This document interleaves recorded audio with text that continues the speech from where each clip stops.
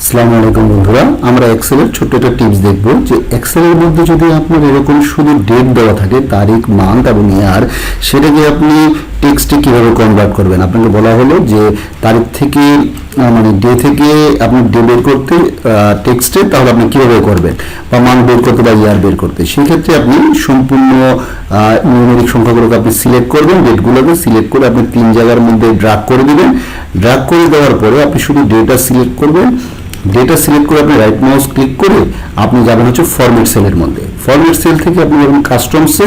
Customs থেকে আপনি এই টাইপের ভিতরে 4টা ডি লিখবেন।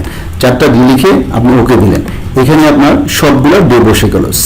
সেম একইভাবে আপনি মান্থের ঘরের মধ্যে আপনি সিলেক্ট করবেন, সবগুলো সিলেক্ট করে আপনি ফরম্যাট সেলের ভিতরে যাবেন। ফরম্যাট সেলের ভিতরে গিয়ে আপনি কাস্টম দিবেন। কাস্টম দিয়ে এখানে আপনি 4টা এম লিখবেন। 4টা এম লিখে আপনি ওকে দিবেন। আবার একইভাবে আপনি ইয়ারের মধ্যে যাবেন। ইয়ারের মধ্যে গিয়ে আপনি সবগুলো সিলেক্ট করে আপনি ফরম্যাট সেলের মধ্যে গিয়ে কাস্টমসে যাবেন। কাস্টমে যাবেন, কাস্টমে গিয়ে এখানে আপনি 4টা ওয়াই লিখবেন।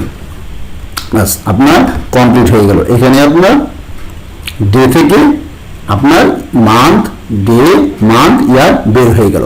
ধন্যবাদ সবাইকে। আসসালামু আলাইকুম। ভালো লাগলে ভিডিওটি শেয়ার করবেন, লাইক দিবেন, কমেন্টস করবেন। ধন্যবাদ সবাইকে। আসসালামু আলাইকুম।